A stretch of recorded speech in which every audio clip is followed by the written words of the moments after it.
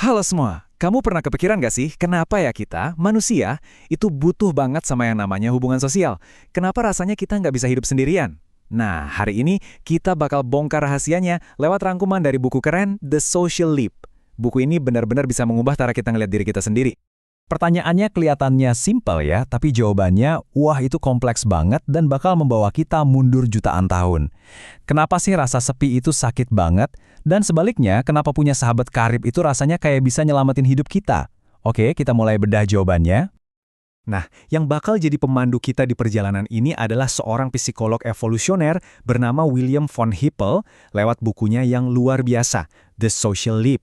Anggap aja buku ini kayak mesin waktu yang ngejelasin kenapa kebiasaan kita di dunia modern, mulai dari hobi ngegosip sampai cara kita nyari kebahagiaan, itu sebenarnya warisan dari nenek moyang kita. Oke, jadi cerita kita ini mulainya jauh banget ke belakang, sekitar 6 juta tahun yang lalu. Waktu itu, nenek moyang kita yang masih mirip kera hidupnya enak, santai di hutan lebat Afrika. Tapi, tiba-tiba ada bencana. Perubahan iklim yang drastis mengubah segalanya.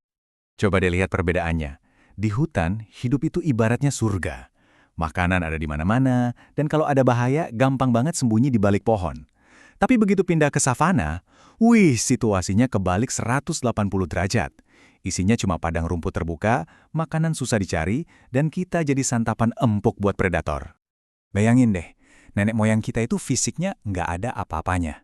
Nggak punya cakar, nggak punya taring, larinya juga lambat. Dibandingin macan atau hiena, kita ini udah kayak, ya, camilan berjalan. Jadi pertanyaannya, dengan semua kelemahan ini, gimana ceritanya kita nggak cuma bertahan hidup, tapi malah bisa mendominasi planet ini? Nah, ini dia jawabannya. Ini adalah titik balik paling penting dalam sejarah manusia. Pertama, mereka terpaksa turun dari pohon. Tapi kunci utamanya bukan itu. Kuncinya adalah mereka sadar. Kalau lempar batu sendirian itu nggak ada gunanya. Tapi kalau 100 orang lempar batu bareng-bareng, predator segede apapun pasti kabur. Jadi kuncinya adalah kerjasama. Inilah yang disebut the social leap, lompatan sosial. Dan inilah pemicu yang bikin otak kita berkembang jadi sebesar sekarang. Oke, sekarang kita lanjut ya. Kita bakal lihat gimana strategi bertahan hidup yang baru ini secara harfiah ngebentuk ulang otak kita dan jadi pondasi buat masyarakat yang super kompleks. Ya, lengkap dengan masalah-masalah barunya juga. Coba lihat deh grafis ini. Jomplang banget kan? Otak kita itu ukurannya hampir 4 kali lipat otak simpanse. Kenapa? Ya, karena buat bisa kerja sama dengan baik, buat ngobrol, koordinasi, ngebaca emosi orang lain, kita butuh mesin yang jauh lebih kuat. Otak yang besar ini ibaratnya adalah harga yang harus kita bayar untuk bisa hidup bareng-bareng. Ini tuh kayak siklus yang keren banget loh. Otak yang lebih pinter bikin kita bisa bikin strategi berburu yang lebih canggih. Hasilnya, kita dapat daging yang kalorinya tinggi banget dan jadi makanan super buat otak. Nutrisi ekstra ini kemudian jadi bahan bakar buat otak jadi makin besar dan makin pinter lagi. Sebuah feedback loop evolusi yang sempurna. Jadi selama ratusan ribu tahun, hidup kita ya gitu-gitu aja sebagai pemburu pengumpul. Tapi sekitar 12.000 tahun yang lalu, terjadilah sebuah plot twist besar dalam sejarah manusia, revolusi pertanian. Kita berhenti nomaden, mulai menetap, dan ini mengubah segalanya. Dan jujur, ini juga awal dari banyak masalah baru. Nah, ini perbedaannya. Di zaman pemburu pengumpul, masyarakat itu sangat setara. Kalau dapat satu mamut, ya dagingnya harus dibagi rata buat semua, karena nggak bisa disimpan juga. Tapi begitu jadi petani, mereka bisa nyimpan hasil panen. Nah, inilah cikal bakal konsep kepemilikan pribadi, surplus kekayaan, dan untuk pertama kalinya muncul ketidaksetaraan. Dari sinilah lahir raja kepala suku dan struktur sosial yang bertingkat-tingkat. Oke, ini dia bagian yang paling serunya. Sekarang kita bakal sambungin semua cerita kuno tadi ke kehidupan kamu sehari-hari. Karena faktanya, otak yang ada di kepala kita ini masih menjalankan software yang dirancang buat hidup di savana jutaan tahun lalu, bukan buat dunia modern yang isinya gedung tinggi dan media sosial. Coba deh pikirin, penemuan terbesar manusia itu apa sih? Mungkin kamu mikir roda atau internet. Tapi menurut buku ini, penemuan terbesar kita itu sifatnya sosial. Contohnya, uang. Cuma secari kertas, tapi kita semua sepakat itu ada nilainya. Atau hal yang lebih simpel lagi, budaya antri.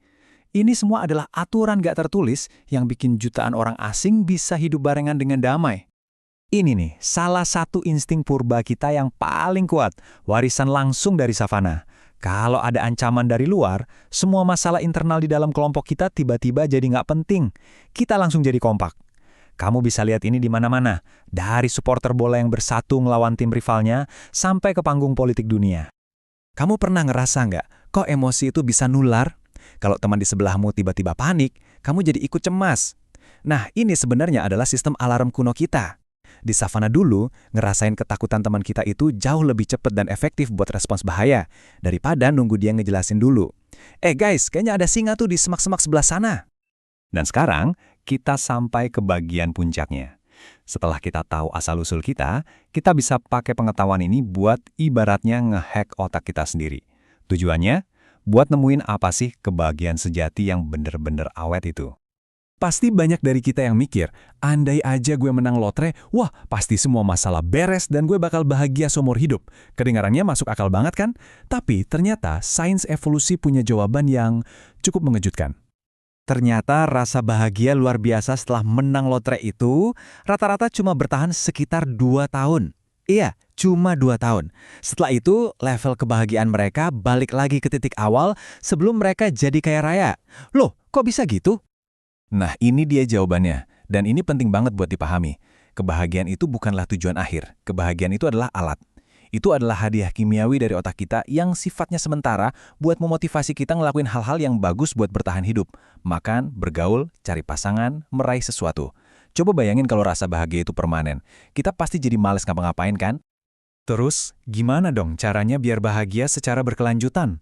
Buku ini ngasih 3 resep utama yang akarnya dari kebutuhan evolusi kita. 1. Jaga fisikmu.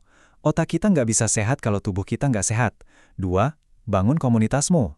Kita ini makhluk sosial, jadi kesendirian itu racun. Dan yang ketiga, temukan kontribusimu.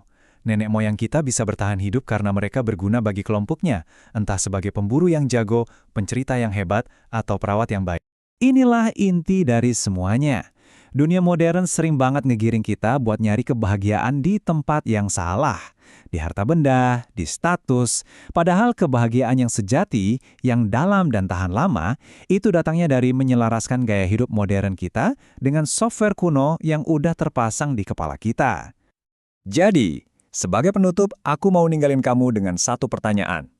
Coba deh pikirin 3 resep tadi. Fisik, komunitas, sama kontribusi. Dari 3 itu, mana satu hal yang pengen kamu coba perkuat dalam seminggu ke depan? Mungkin jawaban dari pertanyaan itu adalah langkah pertama kamu menuju hidup yang lebih bahagia dan lebih bermakna.